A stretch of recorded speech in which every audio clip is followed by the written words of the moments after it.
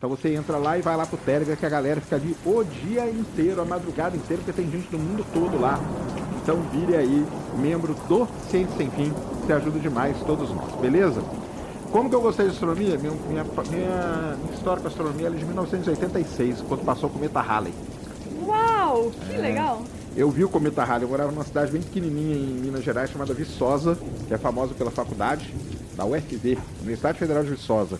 Minha mãe trabalhava lá, a gente morava ali, morava meio afastado da cidade, e o Halley passou, né?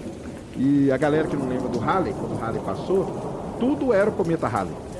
Tudo era. Tinha caderno do Halley, tinha o Halley Fante, que era tipo um varginho do Halley. Lembra do Halley Fante? Lembro. Tinha a Família Halley, que era um grupo de música que ficava cantando. Tinha tudo do Halley. E aí o Halley virou uma teoria febre. da conspiração do Halley. também. Tinha, lógico, porque em 1910, né, teve o lance da Terra ter passado dentro da cauda dele, né? Todo mundo ia morrer. E depois em 86 pensaram que ia ser do mesmo jeito, foi nada, né? Foi uma manchinha no céu. E quase ninguém viu, né? Você chegou a ver? Não vi. Não? Não. Eu vi o cometa Halley durante umas 3 noites ali em março de 86. Você viu a olho nu ou no Olho nu, telescópio? olho nu. Nossa, que legal. Porque eu morava numa cidade muito pequena, né? Viçosa. E eu já morava meio afastado do centro da cidade. Então tinha um céu maravilhoso. E ali a gente viu o cometa Halley, foi muito legal. Mas eu acho que foi todo esse movimento que teve, na verdade, é que me levou a gostar da astronomia. Porque a astronomia, infelizmente, não era para ser assim, mas ela vive de surtos, né? Vamos dizer assim, de grandes surtos. Então a gente teve, obviamente, né? E não é da nossa época, a ida do homem para a Lua. Imagina quanta gente começou a gostar de astronáutica, de astronomia por causa daquilo lá. Depois a gente teve o cometa Halley, que foi uma outra grande coisa. Aqui no Brasil, ainda teve em 94 o eclipse, lá no sul do Brasil, o eclipse total do Sol, lembra? Lá no sul também foi um momento. Agora, há pouco tempo, a gente teve o eclipse lá em João Pessoa também, que movimentou de novo. Então, o que acontece com a astronomia, eu penso assim, vem ondas, e aí na hora que baixa a onda, sobra uns gatos pingados ali. Entendeu? Então eu fui um dos gatos pingados da época do Halley. Mas não foi só eu não, é muito legal porque, por exemplo, o Salvador Nogueira, você conhece o Salvador, né? Então, o Salvador Nogueira é dessa época também. O Cássio Barbosa, conhece o Cássio? O Cássio que é professor aqui, tudo. Então, o Cássio também é dessa época. Que tem uma galera que é da época do Halley. Revelando a nossa idade. Estamos revelando a idade, né? Fazer o quê? Eu sou mais velho de todos vocês aqui, então eu posso falar à vontade. Mas o lance é esse, né? Então, quando abaixa essas ondas aí, sobra uma galera. E o nosso papel, né, hoje, porque na época também nem tinha isso, né? Na época não existia isso, né? Na época era muito difícil, eu não tinha acesso a nada, né? Mas hoje o nosso papel como divulgador científico é tentar pegar mais gente na hora que abaixar essa onda aí, entendeu? Então agora nós vamos ter uma grande onda que é a volta do ser humano para a Lua. O programa Artemis e toda essa parada toda. Tem que aproveitar porque, imagina o quanto que vai ser divulgado, o quanto que vai ser. Já é, né? Já é hoje. Isso aí pode ajudar muito a angariar muito mais gente pro lado da ciência, da astronomia, da astronáutica, da engenharia, da tecnologia em si, né? Apesar de que eu acho que com essa ida para o espaço e abrindo mais isso daí, já deve... Não deve se estabelecer, se consolidar de uma vez, o pessoal gostando do espaço? Porque... Não, eu acho com certeza. Eu acho com certeza. A gente brinca, né? Todo mundo, a galera que odeia o Elon Musk e tal, mas ele tem um papel muito importante nisso aí. Muito importante, meu. Porque o lance dele transmitir, a quantidade de lançamento que ele transmite todo dia, tal, não sei o quê, transmitir teste, que é coisa que a NASA jamais transmitiria um teste de um foguete dela explodindo. Isso aí jamais passaria pela cabeça. Não só da NASA. Afugentaria qualquer investidor. De qualquer empresa. De qualquer empresa. Imagina você transmitir um lançamento do seu foguete explodindo. Você fale sua empresa. É isso que você está fazendo. Então, esse lance, e ele transforma aquilo ali num espetáculo. Isso aí tem ajudado pra caramba, entendeu? Então, e força o quê? Força as outras empresas a seguirem ele. Então, hoje, você vê a transmissão de lançamento das outras empresas, você vê que elas vão na mesma linha. Começaram a colocar câmera on-board, começaram a colocar várias câmeras, câmera infravermelha e tal. E isso vem dessa coisa aí do lado marqueteiro dele, entendeu? Isso aí foi muito importante para esses últimos, sei lá, 5, 6 anos, 10 anos aí. Foi muito importante. Foi muito E bom. o eu achei muito bonito o Cometa Halley, foi a sua figura de Foi, influência. Que foi o bonito. Cometa Halley. E aí depois eu comecei a gostar, eu comecei a me interessar por astronomia, era muito difícil. Não era essa época, pessoal. Hoje, pô, é fácil pra caramba, tem internet, aí tem tudo, né? Naquela época lá, década de 80, meu, tá doido, era difícil demais. Onde você pegava informação? Não tinha. É verdade. Onde você pegava informação de astronomia? Enciclopédia aí era assim, Nossa. uma linha, né? Eu tinha um Atlas, lembra que eu até falei pra você a primeira vez que eu vim aqui, o Atlas que eu ganhei do meu pai, eu tinha 5 anos, foi ali que começou tudo, vendo fotos, imagens, né, de planetas e tal, a então. gente não tinha acesso. E aí você não sabia se aquilo lá estava certo, estava errado, o jornal mal e mal publicava mal e mal. alguma coisa, televisão muito menos. E aí você tinha lá a Enciclopédia Britânica, a Barça, só que você tinha que esperar um ano para atualizar, e aí o negócio já estava desatualizado e tal. Mas aí que tem uma grande vantagem, que eu até incentivo a galera hoje a fazer isso. No Brasil, hoje não tem mais tanto, mas tinha muitos clubes de astronomia. Muitos clubes de astronomia. Como funcionava? Então são clubes muito famosos que persistem até hoje. Então, por exemplo, lá no meu projeto lá em Brasília, no Ciência na Estrada, eu tô com o pessoal do CASB, que é o Clube de Astronomia de Brasília. Que é uma galera sensacional, é um dos clubes mais antigos do Brasil. No Rio de Janeiro tem o CARGE, que é famosíssimo. Tem o NGC 51, que eu ia muito lá, pessoal, meus amigos do NGC 51 lá. Quando eu morei no Rio, eu ia direto lá com eles, fazia astrofotografia, é legal demais. Lá em São José tem uns 14 bis. 14 bis. Aqui em São Paulo tem o CASP, que levava telescópio para a Avenida Paulista. Fazia telescópio na rua, na Avenida Paulista. Que era isso aí. E muitas cidades no interior, Brotas tem clube de astronomia famoso, Amparo, o interior de São Paulo tem muita coisa. E pelo Brasil afora, no Rio Grande do Sul tem muito também. E é interessante lembrar que são esses clubes de astronomia que fizeram com que os primeiros foguetes acontecessem nos Estados Unidos, porque foi a partir de clubes de astronomia que juntavam pessoas e que especulavam ideias de construção de foguete é que saíram os foguetes. Nossa, olha que legal. Isso mesmo. É isso mesmo. Então tinha esses clubes de astronomia. Por que era legal? Porque era um lugar que você ia para poder observar.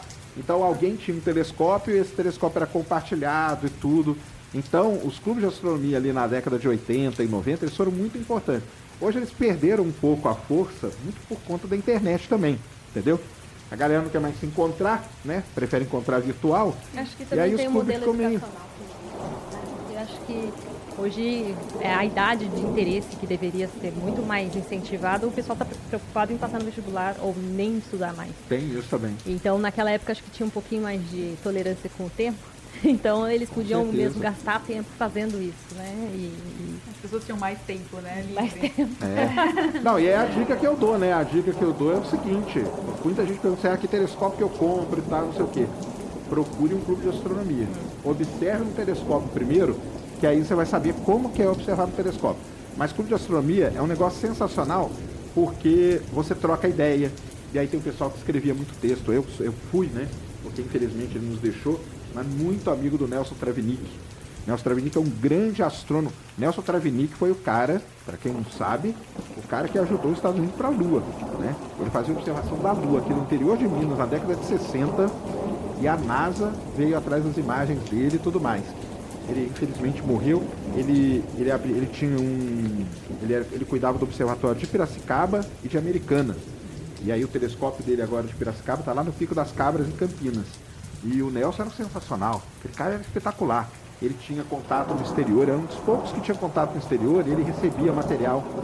E aí eu escrevia para ele mandava um pacote de coisa assim. Ó. Era muito sensacional. O Nelson era sensacional. E aí o que tinha? Tinha a NASA. Porque a NASA sempre existiu. E o que a gente fazia? Escrevia carta para a NASA. Você também é do time do Lucas, você mandava cartinha pra lá? Muita carta para a NASA. Falando o que essas Escrevi cartas? Muita carta. Hã? Falando o que essas Não, eu cartas? pedia coisa. Pedia coisa, tipo o quê? Pedia, me vê aí fotos, me vê aí coisas. Ai, que maravilhoso isso. E eles mandavam? Mandavam acredito. muita coisa, mas muita coisa. Demorava. Mas de ver, a maior alegria é quando chegava o correio, os porteiros não entendiam nada, né? Chegava o correio lá no prédio, como cara, tem um pacote da NASA aqui, uns pacotão gigante, eles mandavam as fotos. Você tá falando de quantos maravilhosas. anos isso? Você tinha quantos Isso anos? aí era 90 e... Isso aí já era década de 90, tá? Isso aí eu já morava em Uberlândia. Isso aí era 92, 91, 92. Você era adolescente. Era adolescente. Ah, que E legal, qual que foi a hein? coisa mais legal que você recebeu nesse pacotinho? Não, de eram NASA? as fotos. Eram fotos Eram de fotos. astronautas? Não, as fotos das missões. Eu Ah, peguei- das missões! Eles mandaram pra mim um álbum inteiro das fotos da Voyager. Uau! Tá, pera, você tem isso tudo? Eu tenho, Hoje? tenho guardado, vou trazer um dia Mas trago eu aqui. quero ver, Eu já Tem que mostrei fazer isso um no canal. museu. Isso. Você tem que fazer um Tem que museu, fazer um Sérgio. museu. Sabe É legal, que- cara. E o Total. mais legal foi o seguinte, em 91, eu estava no primeiro colegial, teve uma feira de ciência da minha escola, e eu expus as fotos da NASA. Eu ganhei a feira de ciência por causa disso. Olha que Eu fiz uma legal. exposição da NASA. Que legal! Com produtos originais. Originais. Not a fake. foto é lindíssima, a foto é do tamanho de uma folha de papel. Tem a foto num papel todo especial e atrás tem toda a descrição, o que é a foto, o que é a missão e tudo. Era assim, a NASA Ela é ótima em fazer Não tem mais isso. por que mandar, né? Mas ela mandava. Mas eles continuam produzindo. Todos os eventos e tudo que eles fazem, eles têm um material de divulgação muito forte, muito bom. É, Eles têm uma não, é equipe muito que faz só divulgação. Faz isso, né? É. Outreach, né? Que eles chamam, né? Eles É, disponibilizam e é todas as bem- fotos também no site, de graça, né? Pro público. É, mas o mais legal é internamente que eles têm uma equipe que vai atrás dos pesquisadores. Então, tipo assim, não precisa do pesquisador ter que inventar isso, né? A equipe vai, prepara e monta isso para divulgar. Então, isso daí é uma ajuda bem grande, né? E aí? É importante. Não, isso aí é sensacional. Então, isso aí ajudou muito, porque aí era uma maneira de ter material que ninguém tinha de fora. Porque, por exemplo, chegava uma foto da Voyager lá quando ela passou em Netuno. Tudo bem, ela passou em Netuno lá em 1989, mas e eu com isso? Eu estava em 91, eu estava com a foto.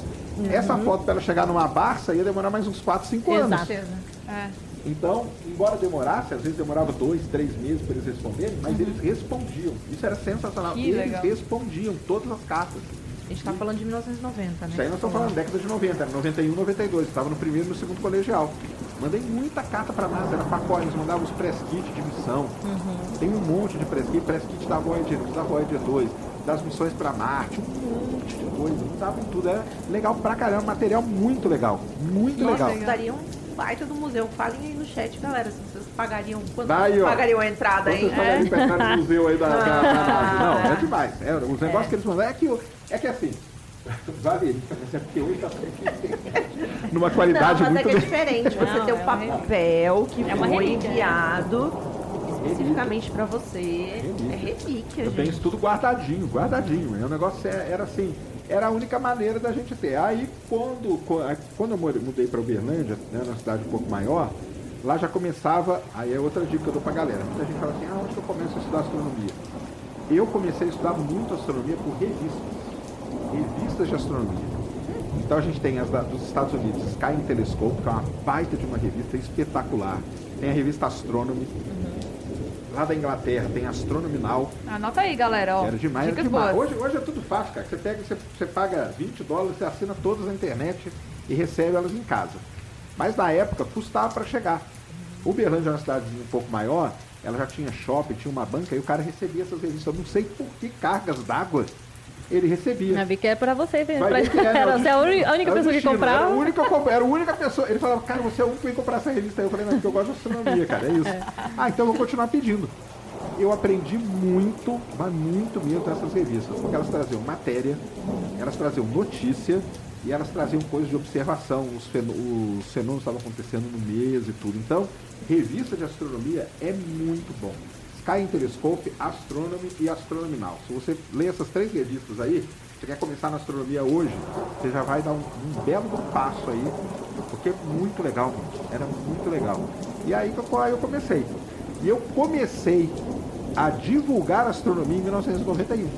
Não. Como? Eu fiz um negócio chamado Boletim Astronômico Aldebaran, Uau. que era datilografado. Olha só que Uau. legal. Eu fiz curso de datilografia. Quem fez? Ninguém fez curso de datilografia Pior aí, que né? eu fiz. Você fez curso de Pior que eu datilografia? fiz. Eu fiz curso de datilografia. No dia da prova, minha mãe fez o favor de fechar o meu dedo no porta-mala. Porque tinha a prova final de datilografia. E você não pode pôr o outro dedo, você tinha que pôr o dedo Tem que fazer certinho. comigo. Ela fechou o porta-mala na minha mão, entendeu? Para me levar lá, mas deu certo, passei. O que eu fazia? Eu pegava essas revistas, eu meio que traduzia as coisas. Eu fazia o céu do mês, fazia tudo. Datilografava, fazia céu do mês, o que era observado em cada mês. Tal. É legal eu isso. já tinha um telescópio. A minha questão com a astronomia, porque aí depois eu conto como que eu me frustrei com a astronomia. Porque a minha questão com a astronomia era observacional. Eu tinha um telescópio, o grandíssimo Bernardo Riedel, lá de BH, um dos maiores fabricantes de telescópio no Brasil. O telescópio dele é maravilhoso, eu tenho ele até hoje, em 180mm, telescópio lindíssimo, entendeu? Não tem nada motorizado, era tudo na mão, tudo na raça mesmo, mas a ótica do telescópio é impressionante, entendeu? O telescópio tem um tripé super maciço, assim, não mexe com o vento nem nada. E eu comecei a observar a ocultação de estrela pela Lua, que é uma das coisas mais importantes que a gente tem para poder sincronizar relógios de precisão. E existe uma sociedade chamada IOTA, que ela recebe isso. Então o que eu fazia? Eu ficava observando a ocultação de estrela pela Lua, marcava o horário, eu unia aqueles dados e mandava para essa IOTA. Então a minha parada com a astronomia, ela era observacional. Eu gostava de observar. Eu levava o telescópio para a praça, ficava lá com um monte de gente. Eu levava o telescópio para a escola, entendeu? Eu ficava, enquanto meus amigos iam tudo para balada, eu ia observar eclipse, observei eclipse da Lua, tudo com o telescópio. Eu e o telescópio junto, entendeu? Perdão da sala. E onde que você distribuía esse boletim? Aí é que vem. Ah. Então eu ia lá, datilografava, fazia um negócio que pouca gente sabe hoje, que é tirar xerox. Alguém tira xerox aí na Naquela vida? máquina que... Tirava xerox e mandava para os clubes de astronomia, mandava pelo correio. Aí eu mandava para o CARG, mandava para o CASP, mandava para o CASV, para o NGC 51, mandava para o Nelson Travenick, mandava para a galera da Bahia, que tem um clube de astronomia muito forte lá em Salvador, mandava para a galera do Rio Grande do Sul. E mandava, eu fazia tipo 30, 40 cópias e mandava pelo correio. E aí o pessoal me mandava coisa de volta e tal. E a comunicação, pessoal, era desse jeito. Na E era década dias, Era semanas, dias, pra ir e semanas, voltar. exatamente. Mas era muito legal, porque o pessoal, você via que o pessoal recebia e lia aquilo lá. E Caraca. mandava a carta falando, pô, gostei disso aqui, não gostei disso, isso aqui, pô, observei tal fenômeno mesmo, e não sei o quê. Então, eu falo que eu comecei a divulgar astronomia em 1991. Que com legal. esse boletim. Eu fiz uns. É porque também era difícil de fazer, não fiz muitos, fiz uns 10 por aí, entendeu? E com isso meu início na astronomia foi assim. Mas eu sempre gostei da parte de observação. Sempre. E como você pagava por todas essas coisas aí? Do quê? Pra você poder mandar, porque tudo isso você tinha um Ah, investimento não, isso aí minha aí. mãe pagava. Não, correio. Ah, não, porque eu fiquei sabendo que você andava vendendo cerveja. Não, mas isso aqui é outra coisa. Isso aqui é outra coisa. Isso aqui eu já explico essa parada aí. Sérgio, Essa fala parada. mais perto do microfone que o pessoal tá falando do áudio. Ué, mais perto ainda? Ah, tá. Então, depois eu conto aí da venda de cerveja. Vendi muita cerveja na USP, sim, mas muita mesmo. Mas aí o lance é o seguinte, eu sempre quis fazer astronomia na faculdade. Eu já estava decidido a fazer astronomia. É, porque você tá falando isso aí. Eu falei, aonde surgiu geofísica? Não. Aonde que então? Aí vai ver de onde que vai aparecer a geofísica. Eu já estava decidido a fazer astronomia. Aí aconteceu o seguinte, uma coisa muito sensacional. Tinha a Beli, hoje não é tão bela assim, mas antigamente era revista super interessante. Hoje ela perdeu muita qualidade, mas ela era muito boa. O Daminelli, Augusto Daminelli Neto, um dos maiores astrônomos do mundo, professor do IAG da USP, ele escreveu uma reportagem sobre como era ser astrônomo na Super Interessante. Bem na época que eu precisava. Uau! Ele matou seu sonho? Hã? Não, calma aí. Aí ele escreveu lá, aí eu falei, pô, que maneiro, cara. Mandei uma carta pro Daminelli. Eu fazia tudo. Quando eu vi um negócio de endereço, eu mandava carta. Eu não tava nem aí, cara de pau mesmo. E ele me respondeu a carta. E o que eu perguntei na carta? Eu disse, cara, eu tenho interesse em fazer astronomia e tal. Na época, só tinha astronomia em graduação no Rio de Janeiro, lá no Valongo. Eu falei, pô, cara, eu não quero ir pro Rio não, cara. Entendeu? Pô, eu não quero ir pro Rio de Janeiro e tal, não sei o quê. Eu sei que na USP só tinha mestrado, né, e pós pra frente, não tinha graduação. Aí ele me deu a seguinte dica de ouro, aliás. É melhor você fazer um outro curso e fazer astronomia depois. Porque é o seguinte, você não sabe como vai estar o mercado de trabalho. Então vamos supor que você faz astronomia, você vai ficar muito podado só para aquilo ali. Agora, vamos supor que você faça física e depois faz astronomia, dependendo de como tiver o mercado, você tem a profissão de físico para seguir.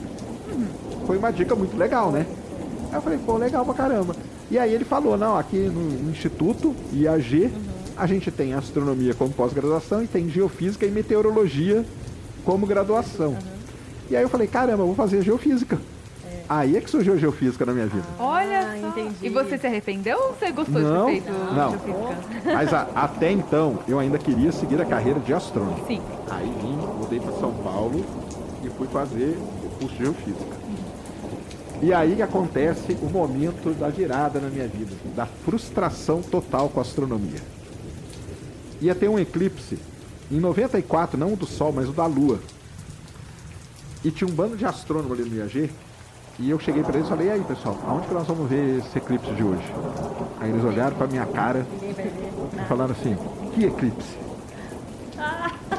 Aí eu falei, "Ih, caramba, meu, eles não sabiam nem que ia ter o eclipse.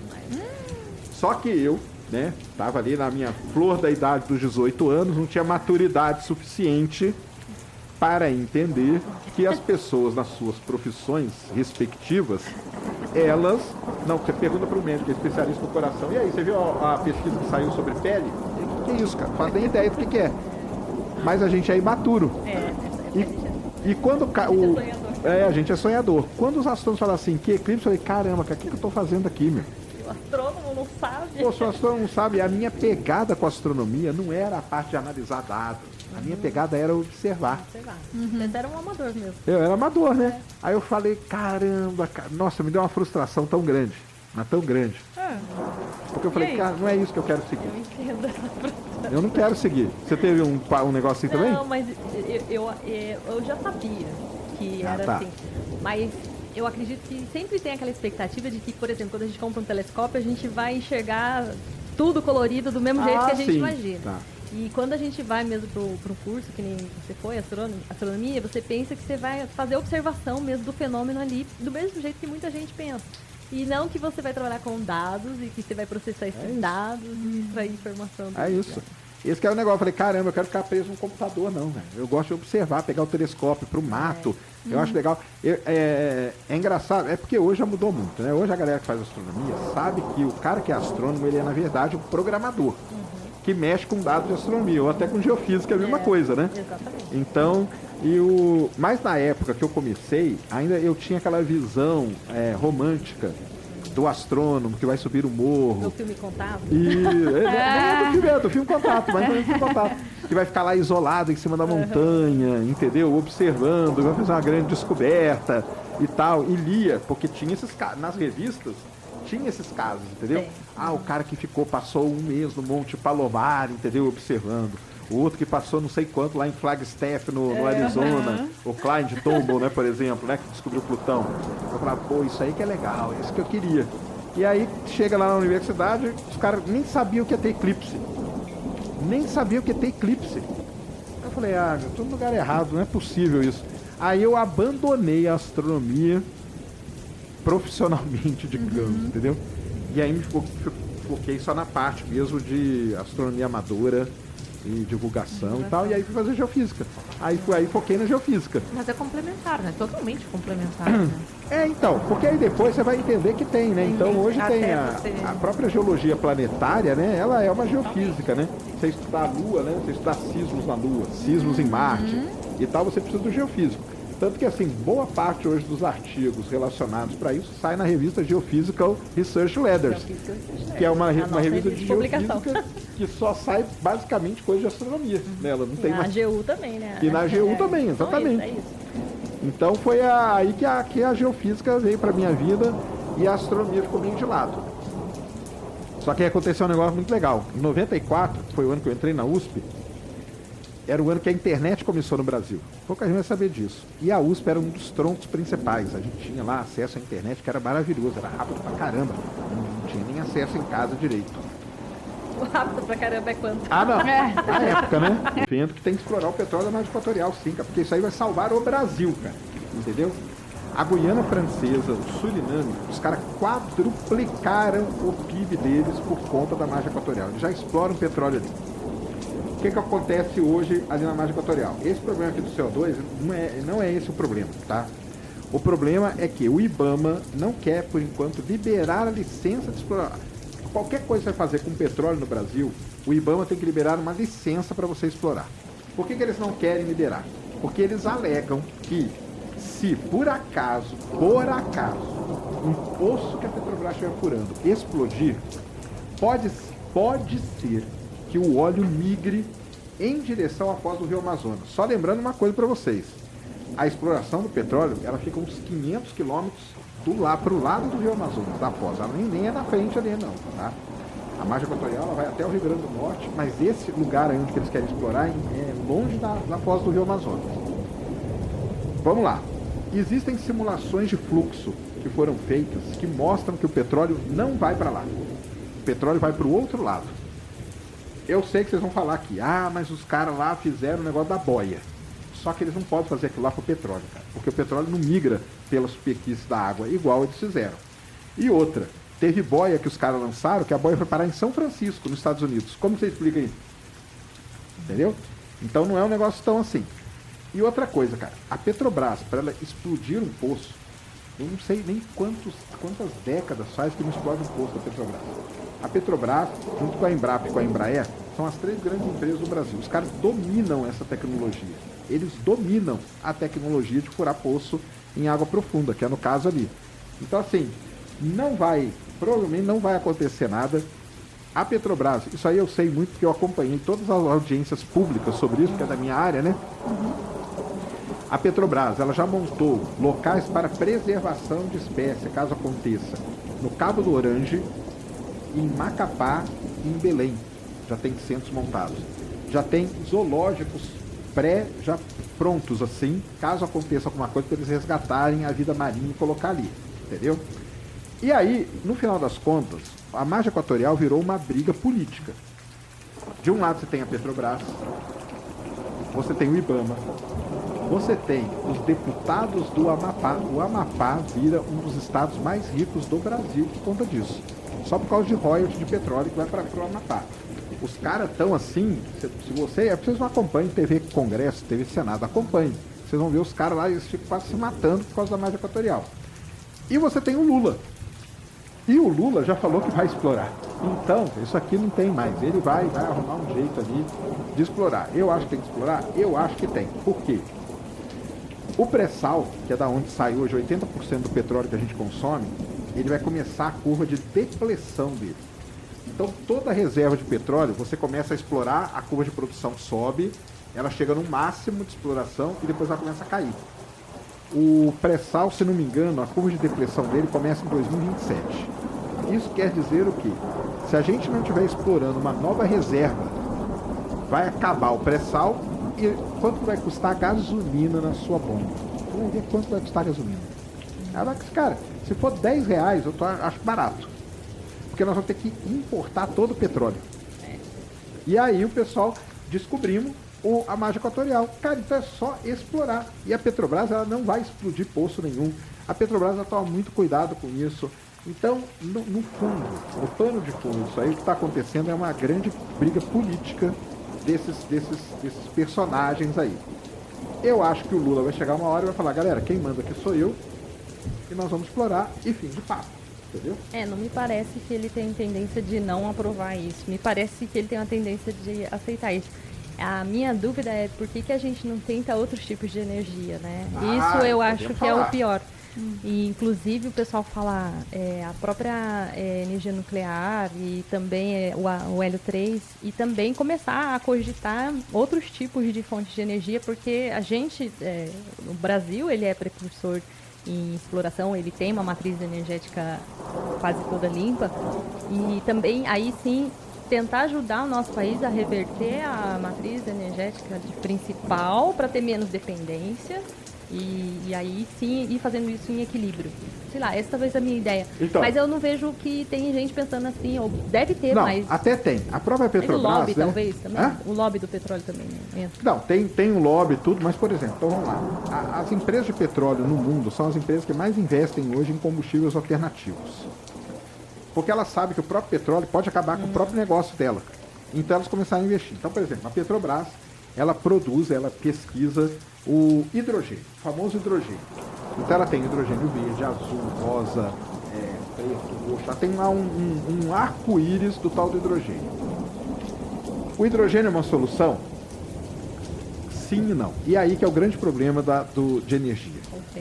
não existe uma solução mágica. Você Entendeu? sempre vai afetar alguém. Sempre vai ser afetado. Qual que é o problema do hidrogênio? Hidrogênio líquido, que é esse que nós vamos pôr no carro, é o mesmo que vai no foguete. O seu carro vai virar simplesmente uma bomba. Você vai sentado em cima de uma bomba. O hidrogênio é muito complicado de estocar, porque é um átomo muito, né, instável. Ele é altamente inflamável. Tanto que a bolha, eu fiz um vídeo lá no Space Today falando, a bolha do hidrogênio já explodiu. As empresas europeias que estavam investindo em hidrogênio já começaram a perder valor.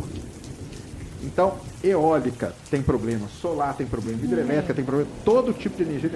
Ah, Sérgio, e carro elétrico? Eu sou um defensor de carro elétrico. Mas o carro elétrico, ele também, a produção dele... Vou lá falar então.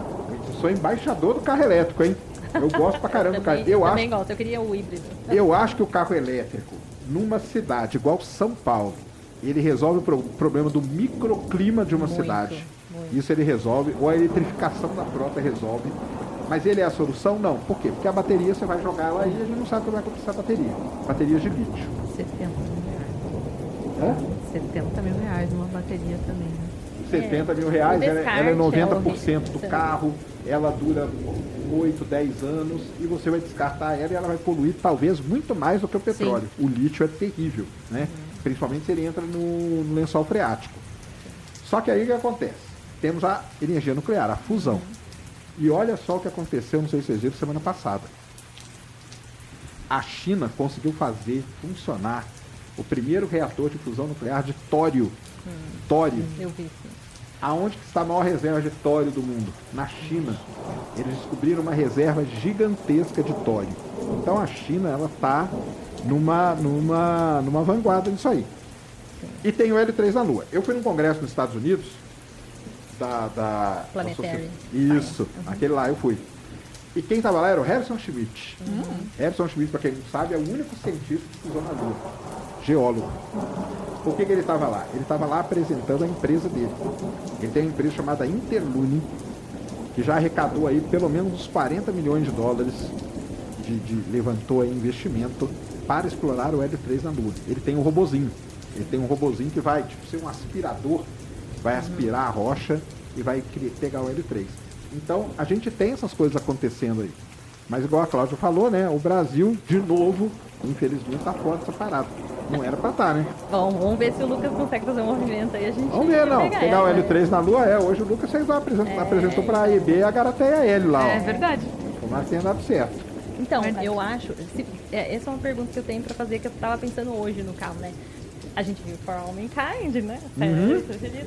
Mas você acha que se a gente não tivesse dado esse intervalo enorme da exploração espacial, se os Estados Unidos não tivessem feito a opção pela estação espacial, por questão de custo, e tivesse continuado investigando a Lua, a gente já não estaria, talvez, até livre disso? Eu acredito que a gente já teria um salto tecnológico muito maior.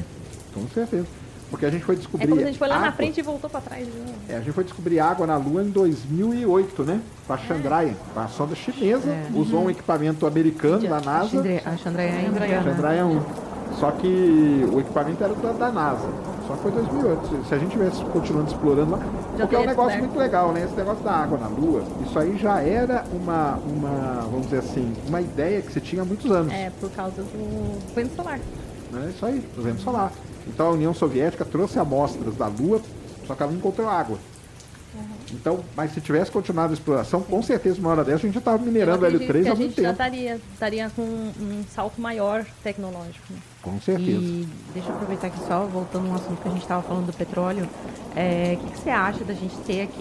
Nós no Brasil temos o nosso acelerador de partículas, né? Que Sim, é uma Sirius. baita, o Sirius, que é uma baita de uma tecnologia e ele ajuda a gente encontrar petróleo no pré-sal.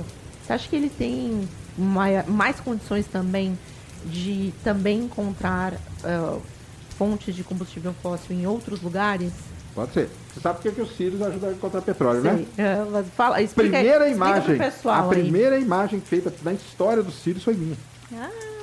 Olha aí. Porque é o seguinte, né? O pré-sal, ele está num tipo de rocha chamada rocha carbonática.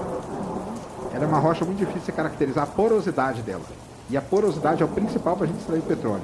Entendeu? Porque o petróleo fica preso nos poros da rocha. Só tem um jeito de estudar essa rocha, que é na luz síncrotron. Então eu tinha rochas no LNLS, que é o Laboratório Sim. Nacional de Luz Síncrotron antigo, e quando o Sirius estava passando pelo comissionamento, eles pediram alguma coisa e nós levamos a amostra lá do pré-sal. E se você procurar aí na internet, você vai ver uma imagem bem embaçada assim, é a imagem da rochinha do pré-sal que está lá. O Sirius pode ajudar muito. Esses aceleradores de partícula aí podem ajudar a entender não só de combustível fóssil, mas de outras fontes de energia alternativas. Exato. Sim. São estudos que Aliás, são feitos ali. é outra coisa importante do Brasil, né? O Sirius A gente precisa Super. enaltecer ele mais, porque nós temos aqui projeto um que deu certo. acelerador. Alguns projetos que dão certo no Brasil. Lá fora nós temos o colisor, aqui nós temos o acelerador, para as pessoas também entenderem as diferenças e para que serve cada um. Acho que é uma boa E é ideia de demais, programa, hein? Exato, ó, boa. tá aí. É. Aliás, Eu fiz um programa lá no Sirius com a galera. fez, Nós né? fizemos, levamos Aliás, lá, lá é visitamos todas muito legal, as né? linhas. É um negócio legal pra caramba. É um dos principais projetos de um negócio que a gente chama, É pessoal, muito legal. de Big Science. É big mesmo. Big Science é um setor de ciência num país que não tem como ser, por exemplo, a pessoa privatiza, não tem como ser, entendeu? Então o que é Big Science? A NASA é Big Science. Aquela NSF, National Science Foundation nos Estados Unidos, é Big Science. O CERN é Big Science. Então, existe esse setor que ele tenta ser uma política de Estado e não de governo. Ou seja, não importa que governo que entre nos Estados Unidos, a NASA vai continuar. A NASA continua. Você muda o administrador. Você continua pensando a mesma coisa? Você continua pensando a mesma coisa? Do quê? Agora? a NASA continua ou não, né? Claro. Não, a NASA vai continuar. Não importa quem entra ali, a NASA vai continuar. Pode ter corte de verba e tudo, mas não chega um governo ali e fala assim, acabou a NASA. Eu acho que ele seria uma grande bobeira fazer isso. Então, mas por quê? Porque ela está nesse negócio de Big Science e ela continua. Então tem aquele laboratório de laser de alta potência nos Estados Unidos também. Ele não importa o governo que entrar, que lá vai continuar seguindo. O problema do Brasil é que não é assim, entendeu? E podia ser assim para muitos projetos, né? O Sirius é um que ele passou. Que o pessoal vai, foi o Bolsonaro que inaugurou. Realmente foi, mas o Sirius vem sendo construído há muito tempo. Não importa o governo que entrou ali, o Sirius continuou e ele continua agora trabalhando do mesmo jeito. Então, esses projetos de Big Science que eu acho que falta no Brasil. Tinha que ter mais coisa de Big Science. Aí, se não me engano, Tem também o Sirius teve um grande apoio também do governo estadual, né? Teve, claro. sim, É atrás do Unicamp ali. Dos órgãos do Estado também. A galera tá cobrando aqui. Porque nós já estamos com 5.849 pessoas ao batemos vivo. 5 mil, muito bem. Ó. Senta ali o dedo no like, galera. Então já bateu 5.840, vamos bater 6 mil. Vamos bater 6 temos a meta, nós cobramos a meta. Vamos bater 6 mil, ó. 5.890, 6 mil, a gente conta aqui a fofoca científica. Aguenta aí.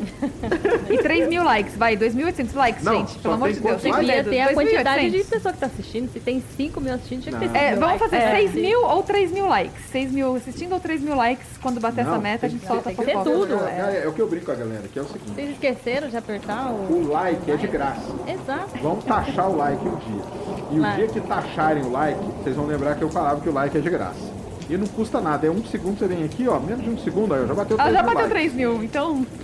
E 5.857. Vamos esperar bater 6 mil aqui que a gente conta. 6 mil, hein? Senta o dedo no like. Enquanto a gente espera, tem uma pergunta muito legal aqui do Gabriel.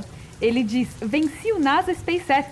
Parabéns, Gabriel. Aliás, Gabriel de Uberlândia. sim, Aham. conversei Ele com ele de também. Uberlândia, Ele tá indo pra NASA. Parabéns. Em 30 dias, embarco rumo à NASA. Como aproveitar ao máximo lá? Ansioso para contar todos os bastidores para vocês. Olha, Parabéns, Gabriel. uma das coisas que eu vou te dizer é que é o seguinte, dentro da NASA as portas sempre são abertas. Eu acredito que você vai ter acesso aos pesquisadores. Pergunte, não tenha nenhuma vergonha e eles adoram responder. Então, uma coisa que é um pouco diferente às vezes do que a gente vê aqui no Brasil, apesar daqui você consegue ter acesso a algumas pessoas. Na NASA, se você estiver lá dentro, você pode entrar em qualquer porta, a maioria das vezes a porta é aberta. Entre e pergunta e eles gostam. Eles são de tudo nerdola, conversar. gente. É tudo nerd. Eles amam falar Eles do que amam eles responder fazem. e eles explicam, se você precisar de mais detalhe, eles dão. É bem legal, aproveite. É um povo solícito. O que você diz aí, Feijão de dica? Não, é isso aí, tem que Como ver aproveitar. primeiro pra qual NASA que você vai, né, cara? Se você for lá no Kennedy Space Center, tem muita coisa, visite lá o Atlantis, entendeu? Não sei se você vai pra Houston. Qual que você vai? o Coloca Atlanta pra é gente aí. lindo. Se for pra Houston é o Johnson Space Center. Então aí visite lá, é muito legal. Lá tem um bairro dos astronautas. Aqui. Sim. Outpost? Hã? Outpost? Você visita ali o bairro dos astronautas, você visita a piscina, onde eles fazem treinam para ISS, para caminhada Nossa, espacial. essa piscina é Piscina cabulosa. gigantesca, fica lá no muito Johnson legal. Space Center em Houston. Em Houston. Então tem que ver onde Eu você tenho vai. talassofobia quando vejo isso. Você tem? E eu Comece. tava falando com o Gabriel no Instagram e falei de trazer ele aqui, né? Pra ele contar, depois que ele for pra NASA, pra ele contar pra gente como Vem foi. aí, Gabriel, né? ele tá me chamando aí, eu tenho que falar É. com ele me chamou no WhatsApp aqui. Vou te responder aí, cara, pra gente. Ele quer ir pra NASA junto, né? Vamos ver se a gente vai. Sérgio, batemos. Opa! Não, batemos já, porque a gente Batemos bateu 6 6 mil aqui, Bateu, ó. bateu. Atualizar aqui, ó. Batemos 6 mil pessoas ao vivo aqui com a gente. Muito obrigado. Continue sentando o dedo no like aí, é muito importante. E é o seguinte, galera, a gente tem que fazer um anúncio aqui, né?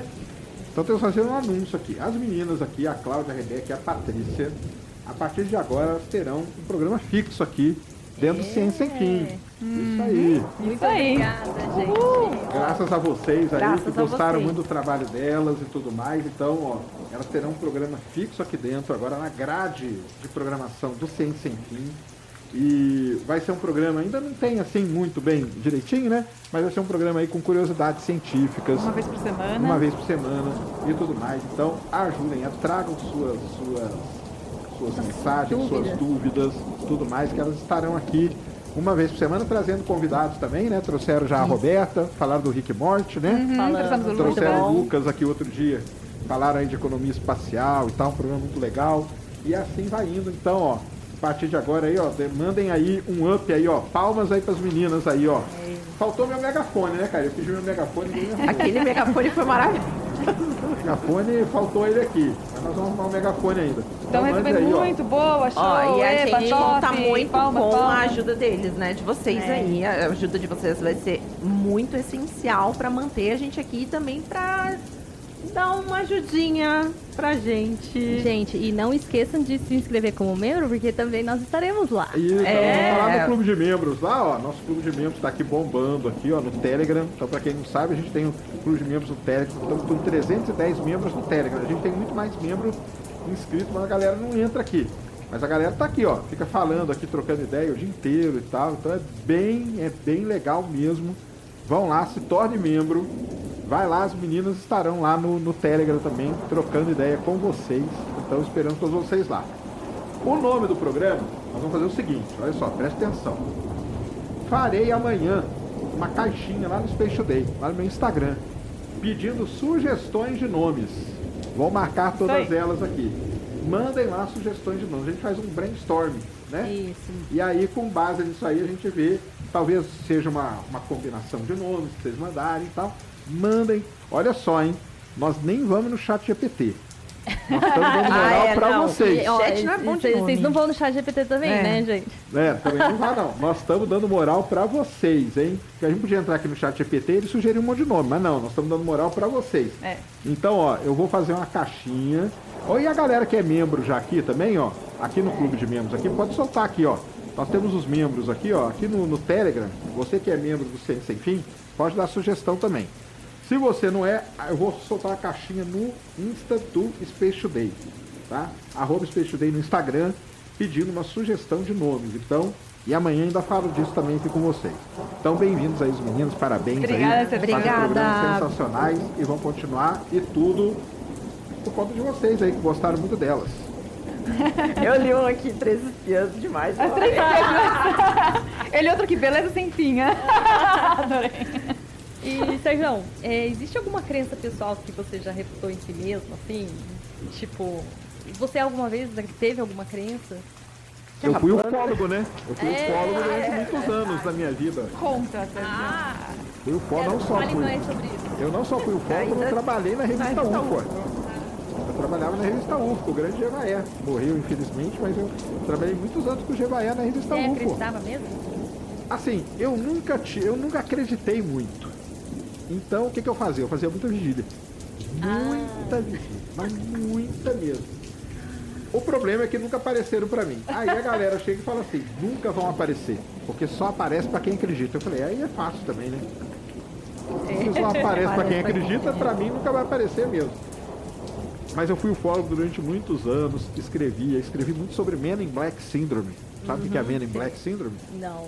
Não, não sei A o que é. síndrome dos homens de preto? Não. Não, eu sei do Não filme só. Então, a síndrome dos homens de preto é o seguinte, todo mundo, né, existe uma estatística aí, que tantos por cento de pessoas que têm avistamento ou contato com alienígena, elas são visitadas por pessoas que elas não conhecem, do nada chegam na casa dela, vestidos sempre igual os Men in Black do filme. Por isso que aquele filme chama Men in Black. Porque Ai, são meu Deus. sempre dois caras que chegam daquele jeito, de terno, todo preto, e ainda tinha um chapéu, e usam um chapéu. E E aí elas apagam a memória dessas entendi. pessoas para elas não falarem que elas viram. Isso aí é um negócio que é muito estudado por psicólogo, psiquiatra e tal, não sei o quê, e virou a síndrome dos homens de preto. E eu escrevi muito sobre isso aí, na época na As revista pessoas U. contam isso. As pessoas Mas contam como que isso. elas lembram dos homens de preto se elas Então, tiveram a mas memória apagada? a memória é um trecho da memória que é apagado. Entendi. Eles não têm especificamente eficiente para Não, Eles não entenderam. só é a mente apagado um humana. trecho. Então eu fui ufólogo durante muito tempo. Lá, no negócio de clube de astronomia, eu criei em Uberlândia um negócio chamado GEAL, Grupo de Estudos Astronômicos e Ufológicos. A gente ia pro meio do mato, a gente ia passava a noite em fazenda. Alguém ligava, alguém falava assim, teve aqui um avistamento não sei aonde. Então, aí ia pra lá. E lá, eu já contei, mas se quiser eu conto de novo, aconteceu o único caso na minha vida que eu não tenho explicação. Você pode contar. Conta aí. Tem um caso. Eu já sei, vocês sabem. Conta, menina? Sérgio. Eu não sei, nunca ouvi essa. Eu nunca vi. Eu tenho então contar pra vocês. Eu tenho um Conta. caso da minha vida que eu não tenho Meu Deus. explicação. Ai. Um senhor me Complicado chamou na isso daí, casa dele cara. falando que ele tinha uma história pra me contar. E ele começou a contar. A história dele era o seguinte. Ele era motorista do Martins, que é uma rede atacadista de Uberlândia, que anda Minas inteira. E um determinado dia, ele estava andando de caminhão e veio uma luz, parou na frente dele. E ele recebeu a seguinte mensagem: hoje nós não vamos fazer nada com você, mas no dia tal, na hora tal, do ano tal, você vai nos encontrar de novo e aí nós vamos conversar. E esse senhor esqueceu essa história. Ele esqueceu isso. No dia tal, na hora tal, do ano tal, ele estava com o caminhão passando pela estrada e apareceu a luz para ele. E aí a luz veio, aí da luz saíram os seres, e ele relatando tudo isso aí pra mim, contando tudo, eu e ele, só ele na mesa contando pra mim. Isso aí não foi eu que inventei nem nada não. Ah, E aí ele falou que vieram os seres, e os seres começaram a conversar com ele, e levaram ele pra dentro da nave, e fizeram experimento com ele e tudo mais. E ele começou, o pior de tudo, vamos lá, uns fatos importantes. Ele era semi-analfabeto. Ele só sabia escrever o nome dele. ah. Ele não sabia escrever nada, ele não sabia ler. Ele era semi-analfabeto. O desenho que ele fez da nave era perfeito. Eu não tenho, porque ele rasgou tudo. O desenho que ele fez da nave era perfeito. Ele desenhou os seres com o cinto perfeito. Depois eu pedi para ele desenhar, ele não sabia nem desenhar. Olha que doideira. Agora que é a hora de arrepiar. Que eu quase morri do coração, fiquei uns 4, 5 dias sem dormir. Do nada esse senhor falou, ele chega para mim e fala assim, isso era umas 11 e tanto da noite. Ele fala assim pra mim, agora acabou, agora eu não falo mais nada. Aí eu falo, por quê? Eles estão aqui me controlando e falaram pra eu não falar mais nada pra você. E aí? Olha. E aí, é isso, a história é. Eu não sei o que é. Quando ele falou isso, eu falei, olha o desenho que o senhor fez. Ele falou, não, eu não fiz isso, eu não sei desenhar. Eu falei, desenhe aqui pra mim. Aí ele desenhou, eu não sabia desenhar. Eu Agora- não sabia ler, escrever. Tipo, E eles as estavam manipulando ele. E as coisas que ele falava era coisa assim, não, porque abriu um portal, não sei o que. Eu falei, cara, um cara analfabeto, ele não vai ter esse linguajar. Era totalmente Diferente fora do do que ele que a falava. pessoa ultra mega simples, morava na favela lá em Uberlândia, entendeu? Nunca ganhou um centavo com essa história, nunca fez nada. O que esse cara queria? Ninguém, eu não sei até hoje. Essa história vai me atormentar até o dia que eu morrer. Será que ela não faz parte do motivo pelo qual você não começou a não acreditar pra se proteger? Então, não, mas era pra eu tinha que acreditar, né? Porque esse senhor, ele contou a história pra mim. Ninguém, só tinha eu e ele na mesa. E ele foi me contando detalhe por detalhe, não, porque a nave veio, baixou, a luz veio, brilhou, saíram seres. O jeito que ele falava, eu falava, caramba, esse cara tá muito falando detalhe. de um jeito que não é ele. Dava pra entender. E eu não acredito em nada disso, viu, galera? Tá? Minha mãe é até espírita, Já tive brigas A gigantescas sua com mãe ela. acharia que isso poderia ser um espírito. Poderia. A explicação dela pra isso é isso mesmo. Mas eu não acredito em nada disso. E ele falou, e de repente, do nada, simplesmente do nada, ele largou e falou, não falo mais com você. Porque eles estão me Meu controlando Deus. aqui. Nossa. E eles falaram pra eu não falar, eu vou rasgar tudo e tal. não sei o quê. Socorro. E assim foi. Aí passou uns anos, esse senhor aí morreu. E aí? O que era isso? Não sei, nunca vou saber. Só se tiver vida do outro lado eu encontrar com esse senhor um dia pra E ele me qual que é a sua explicar. visão hoje? Assim, você acredita? Eu não sei. acredita? Nessa história, então vamos lá. Não tinha por que ele mentir pra mim. Eu era adolescente, interior de Minas Gerais, entendeu? Tava o Nércio da Capitinga, lá em Barbacena, não era Barbacena, mas era Uberlândia, a mesma coisa. Eu era adolescente, eu não tinha influência com nada, eu não conhecia ninguém, nem nada. Era eu e ele só. Pra quê? Se ele fosse mentir, por que ele ia mentir para mim? Por que ele não contratou uma Globo da vida, um jornal, entendeu? Uma Folha de São Paulo, um Estado de São Paulo, Jornal do Brasil, Record, SBT e contou essa Ah, história? ele já previu que você ia ficar famoso e ia contar a história dele no podcast. Será que... Nossa, ó, e agora você pegou o ponto, hein? No Pô, dia, agora é mais 4 dias sem dormir. O que você falou? no dia 29 de Cara, abril de já sabia que ele ia 2025. ficar famoso no E que eu podcast. ia espalhar essa que ele ia história espalhar dele. essa Por isso que ele contou pra mim. Caramba, Nossa! agora. Pô, agora Essa acabou é a comigo. teoria que vai Agora, ficar. Cláudia. Ah, Agora gente. ferrou, meu. Os ETs falaram pra ele. Agora ferrou.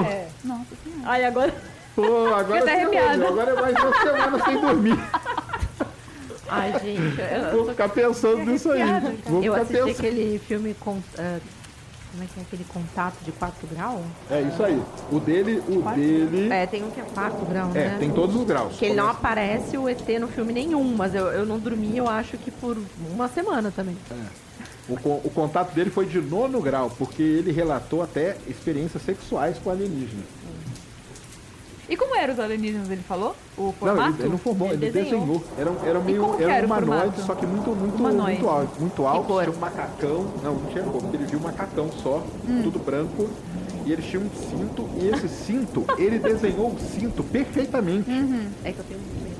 É porque os desenhos que ele fazia, o que me pegou foi o desenho. Eu falei, cara, um cara, se ele é analfabeto, ele não vai fazer um desenho desse, entendeu? Eu não consigo o desenho de palitinho, mal de palitinho. Olha o cara faz desenho com detalhe, perspectiva da nave, entendeu? Ele foi levado para dentro da nave, aonde fizeram experimento com ele e tal. E depois não foi só esse contato, não. Ele foi tendo contatos durante vários anos Com os mesmos com os ETs. mesmos seres Aham. e era sempre assim. No dia tal, hora tal, ano tal, a gente te encontra. E era humanoide. Tudo mais. aquela- Parecia uma noite clássico. que ele falou, é. E aí ele esquecia, meio que esquecia de tudo. Tipo, 5, 6 anos depois ele tava andando naquele lugar, pum, encontrava de novo. Dali 4, 5 anos, pum, foram vários anos que ele teve contato com esses seres aí e tudo. Assim, em respeito ao espírito do senhor lá que tá vagando por aí em algum lugar, eu tenho que acreditar nele. Porque como que eu não vou acreditar? Ah, mas Era uma se ele história contou muito, muito bem feita. Então, mas se ele contou era uma verdade pra ele, né? Então eu acho que a gente pode acreditar, porque pra ele era uma verdade. Agora, se tudo o que aconteceu era uma verdade, aí a gente vai ficar pra descobrir no futuro, né? Sabe que Você me sabe pega que de- tem uma série, acho que é no Netflix mesmo, que são histórias. Ai, tem uma que fala várias, e uma delas é sobre histórias estranhas, histórias. Gente, depois eu vejo e falo pra vocês. Mas que tem tem alguns episódios que falam disso, de visitas, e são semelhantes a essa que você citou. Ah não, isso aí tem vários casos parecidos com o dele. Mas ele contando em detalhe as coisas. E por que ele ia mentir pra mim? Por que ele ia mentir pra mim? Mas sabe o que me pega dessas experiências com ETs humanoides?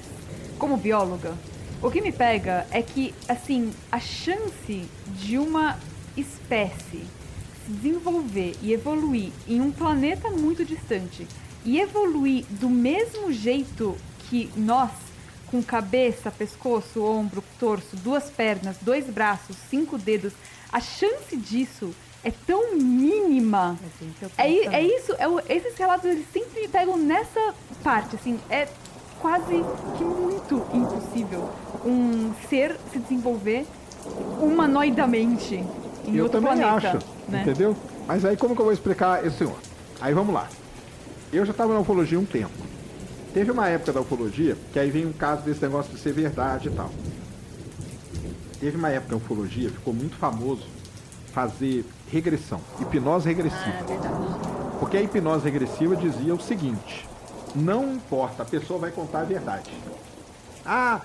Tive aqui não sei o quê. Você faz a hipnose, se foi aquilo mesmo, ela vai contar aquilo mesmo. Eu cheguei a ver 3 regressões em 3 pessoas que ditas abduzidas. E a experiência foi as piores possíveis. Era tudo de abuso sexual e da família. Entendeu? O pai tinha falado pra menina, na época, quando ela era criança, que ele era um ET que estava visitando ela. Pra ela nunca falar. Aquilo lá entrou na cabeça da menina que ela contava a história de ET a vida inteira. Só que na hipnose descobriu que era o pai. Porque ela falou, não, pai, não faz isso. Entendeu? Isso é maluquete. Eu parei com esse negócio aí. Porque é um negócio muito pesado. Parei. E aí por que eu tô falando isso? Porque esse senhor aí, eu tive até vontade de falar pra ele fazer uma hipnose regressiva. Porque quando ele teve esse contato, ele não era criança. Porque esses 3 casos que eu acompanhei eram adultos, só que eles tiveram contato quando eram crianças. Aí era pesadíssimo. Mas esse senhor, ele já era adulto. Então eu tinha vontade, só que depois, infelizmente, ele morreu e tal, ele já era velhinho também. Então assim, é a única coisa de todas. Eu já vi luz, não sei, eu já vi um monte de luz que tem tudo explicação e tal, fiz vigília e tal. De todas as histórias, essa é a única história que eu não tenho uma explicação. Você tem agora. Essa aí me pegou, agora eu fico uma semana sem dormir, viu? E que conselho você daria pro Sérgio de 20 anos hoje? De 20 anos? Sei lá. Não, de 20 anos já tá novo ainda. 30 anos atrás só tem 50. Não, porque você tem muita história de vida, né? Tem uma experiência enorme. Então, você mudaria alguma coisa? Não, acho que não. É. Não me arrependo de nada, não. Faria tudo igual. Olha, ainda bem que você não fez astronomia. Você não foi fazer. Então, né? E isso é muito legal, né? Porque conversando aqui no Ciência Sem Fim com várias pessoas, com vários cientistas, tem vários casos, né? Tem o caso da pessoa, por exemplo, vou pegar aqui a Thaisa. A Thaisa Bergman lá, a pesquisadora de buracos negros lá da UFRGS. Sim. Ela sempre quis ser aquilo. Então ela seguiu a vida dela e foi linearmente falando. Só que tem muitas pessoas que a vida vai virando de um lado pro outro. Tá, a sua, né? A minha também. A vida vai de um lado, vai pro outro e tal, e chega nisso. E na hora que dá essas viradas, você acha que é o fim do mundo. Né? Sim. Fala, caramba, igual lá quando eu falei, não acredito, meu, que os astrônomos sabem que tem eclipse da Lua, cara. O que eu tô fazendo? Sabe qual foi mesmo? O que eu tô fazendo aqui? Saí lá da casa da minha mãe, comida de graça, dormia bem, de graça e tudo, tô aqui fazendo o quê? Se os caras nem eclipse eles sabem que vai ter. Dá um tilt, né? Dá uma tiltada. Só que aí depois você vai ver que, caramba, realmente foi a melhor coisa que aconteceu. Se eu não tivesse feito isso, eu não teria focado na geofísica, não teria trabalhado embarcado, não teria entrado, né, na área de petróleo, trabalhado com tudo que eu já trabalhei e tudo que foi muito importante para mim. Talvez não tivesse nem aqui uma hora dessa, entendeu? Com certeza. Então essa não que teria conhecido sua esposa. Minha esposa não teria conhecido. E o que a sua família pensa de tudo isso? Que tem acompanhado sua mãe, vendo você desde criança e agora minha mãe acha demais. E os seus filhos, a sua esposa. Eu vejo que eles não que eu tô viajando muito, então dá um beijão aí pra eles. Mas eu não Qual foi o convidado mais marcante que você já teve aqui no podcast? O Xandão. Não, o Xandão, eu não conversei com ele aqui não. O Xandão eu conversei com ele lá na academia. Deixa eu ver assim. Eu gostei muito de conversar com a Rosalie Lopes. A Rosalie é uma pessoa que eu sempre quis conversar, mas eu tive a oportunidade, graças ao Ciência Sem Fim, quando a gente estava na Campus Party, 2, 3 anos atrás, conversei com a Lucy Hawking, a filha do Stephen Hawking. Uau! Em inglês? Conversei, mas não foi programa, ela não quis gravar. Mas eu fiquei lá uma meia hora trocando ideia com ela. Legal! Como foi a conversa? Conta. Foi sensacional. O que vocês falaram? Então, o que a gente falou? Ela é uma divulgadora científica. E por que ela começou a divulgar a ciência? Ela que fez os últimos livros dele, né? Os últimos, na verdade. Você sabe por quê? Porque é o seguinte, ela lia o livro do pai dela. O pai dela nada mais nada menos que Stephen Hawking. Stephen Hawking. E ela não entendia uma palavra do que estava ali. Olha só. E aí ela foi. Aí ela falava, isso aqui não pode, pai. Você não pode, isso aqui não é livro, isso aqui não é. Tanto que a gente sabe que Uma Breve História no Tempo é o livro mais vendido, menos lido do mundo. Todo mundo comprou, mas ninguém consegue terminar. Sim. Porque depois vira uma loucura do Stephen Hawking ali, que é só ele que entende aquilo lá. Entendeu? Só ele, mais ninguém. O que ela fez? Ela me contou essa história aí. Então o que ela fez? Ela sentava todo dia para jantar com o pai dela. E começava, mas e aí, pai, tal coisa. Aí o pai dela ia falando, e ela ia escrevendo aqui, ó. Tá? Com o linguajar, porque ela não é física e tal, e escrevendo Traduzindo o cientifiquez. o linguajar para ler. Olha só. Aí perguntava uma outra coisa, tá, e buraco negro, e estrela de nêutrons, e a vida, e o que tinha antes de tal coisa. E o pai dela ia falando e ela ia anotando. Aí ela pegava tudo aquilo lá e depois levava pro pai dela. Falava, e aí, pai, dá uma lida aqui. Faz sentido, né? Aí ele lia e tal, gostava. Aí ela pegava e falava, pronto, agora nós temos um livro que é para divulgar a ciência e tal, não sei o quê. Então você pegar os últimos livros do Stephen Hawking, são todos com a Lucy Hawking. Sim. Porque, na verdade, ela que fez Traduziu, todo né? esse trabalho. Ela traduziu. Fiquei até o arrepiada. negócio. Que legal. A história dela é muito legal. E tava o irmão dela junto. Então, na verdade, ela fala assim, eu e meu irmão, a gente sentava com meu pai e ficava trocando Pô, ideia. Eu falei, imagina que legal sensacional. sentar com o Stephen Hawking. Imagina que doideira. É uma doideira. E aí ela ia fazendo perguntas. Igual vocês aqui do Fica chat fazem fazendo perguntas. É. Só quem respondia era o Stephen Hawking. É básico. E aí e ela ia anotando e depois ela passava pro pai dela. Daí dava... Aí ele dava muda isso aqui e tal, não sei o quê. Mas o que é isso? Ela, então tem isso aí. Mas o que é isso? Não é nada não, pai. Entendeu? Ela não falava ainda o que era. Mas o que você acha? Tem alguma coisa errada? Muda isso aqui, muda isso aqui. Aí ela corrigia e tal, levava pra ele. Agora tá certo. Aí quando ela terminou, ela falou, eu fiz isso aqui pra gente fazer um livro, que é aquele livro lá do Senhor, pelo amor de Deus, só o senhor que entende, mas ninguém e tal, não sei o quê. E aí o pai dela adorou a ideia e aí foi, entendeu? Então foi um papo que eu tive com ela, foi sobre isso aí. Que legal. E ela virou uma grande divulgadora científica, né? No caso, porque ela começou a traduzir todo aquele linguajar difícil do Stephen Hawking para nós, né?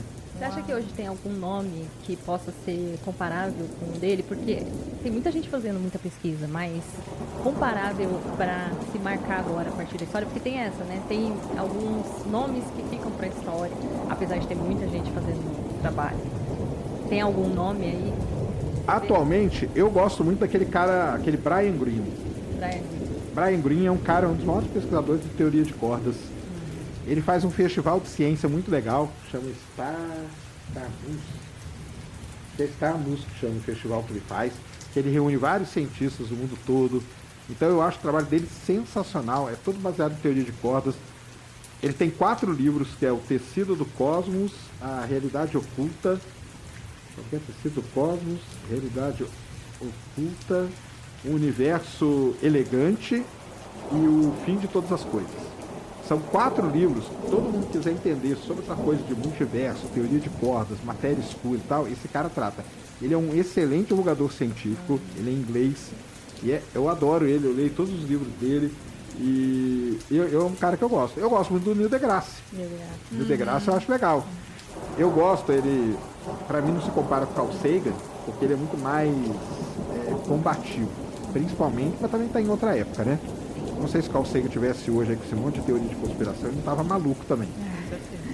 Mas o Neil deGrasse, ele é um cara que briga com os caras e tal. Eu acho isso legal pra caramba dele. É aquele podcast que ele fica conversando. Star Talk é um dos melhores podcasts que tem. Nossa, aquilo lá é sensacional. Ele conversa com um comediante, aí ele chama os caras pra conversar com ele. Então eu gosto muito desses dois, o Brian Greene e o Neil deGrasse. Até porque ele é ator, né? Ele também é formado O em... Neil? E aí ele tem esse dom também de se comunicar. Tem esse dom. Ele é aluno do Carl Sagan, né? Sim. O Carl Sagan foi professor dele, Isso, aluno ele mesmo. tem essa parte dele que ele sabe se expressar muito bem por conta Eu acho do incrível que teatro e tudo mais. ele faz todo o assunto parecer profundo, né? É. Qualquer coisa que ele fala, A voz porque dele, né? esta caneca é da NASA, que foi para o espaço. Tipo, tudo que ele fala parece profundo, né? Então esses são os seus livros de cabeceira ou não? Tem algum outro livro de cabeceira? Tipo, você revisita algum livro? Ou... Ah, sim, com certeza, toda hora, né? Acho que Qual? livro técnico tem jeito, né? Ah, um livro que eu leio várias vezes durante a vida aí é caramba, o do Carl Sagan lá, ó. Eu tô ruim de nome, hein? É, o Mundo Assombrado. O Mundo Assombrado é sensacional. O Cosmos eu li ele uma vez só, mas o Cosmos eu nem considero de astronomia, é filosofia, né? Mas o Mundo Assombrado eu acho que todo mundo tinha que ler, é um livro sensacional.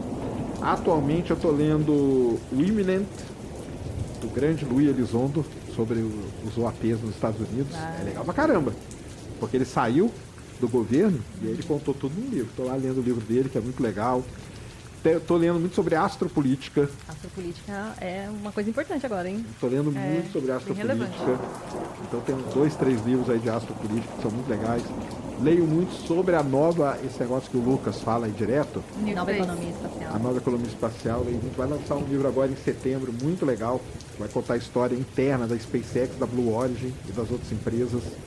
Então, é isso aí que eu tenho lido. Vejam o episódio passado, inclusive, tá muito bom. Veja o episódio com o Lucas Nossa, aí, o galera. Lucas foi muito boa mesmo. Foi muito Sensacional. bem, foi um papo profundo, um papo denso, mas que vale muito a pena ouvir quando estiver dirigindo.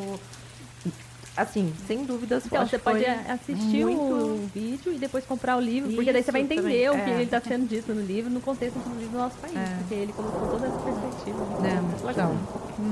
Estão pedindo um livro aqui pra você indicar no chat, Sérgio. Mundo Assombrado pelos Demônios, cara. Você lê esse livro aí, você vai ganhar muita coisa na sua vida, entendeu? E eu acho que é isso aí, eu indicaria isso. É que tem muito, cara. O pessoal fala assim, indica um livro de astronomia. É que a astronomia é um negócio tão amplo. Então a astronomia tem a parte de astrobiologia, né? Tem a parte de astrofísica, tem a parte de geologia planetária, é a parte que eu mais gosto, porque eu sou geólogo, entendeu? Então eu comprei um livro, eu estive nos Estados Unidos agora no Congresso, comprei um livro muito legal, chama O Grande Livro de Marte, The Big Book of Mars. Tipo, review É de Marte. muito legal, mas conta a história toda, desde a parte de cultura pop relacionada com Marte, todas as missões que foram, missões da União Que Soviética, legal. por que elas não deram certo, as missões da NASA, até o Perseverance hoje. Você sabe que esse tipo de literatura é tão legal? Lá na NASA eles têm até eu nem sei, eu acho que tem isso disponível online, que é o material daquelas pessoas que trabalhavam na missão e elas vão coletando assim, como foram as coisas que elas vivenciaram. Aquilo dá pra você ter uma ideia de como é a realidade de dentro. Esse tipo de coletânea é muito legal. Isso mesmo. Eu fui assistir essas coisas de cultura interna do setor espacial, muito legal, né? Eu fui convidada para cobrir o lançamento do JUICE, Legal.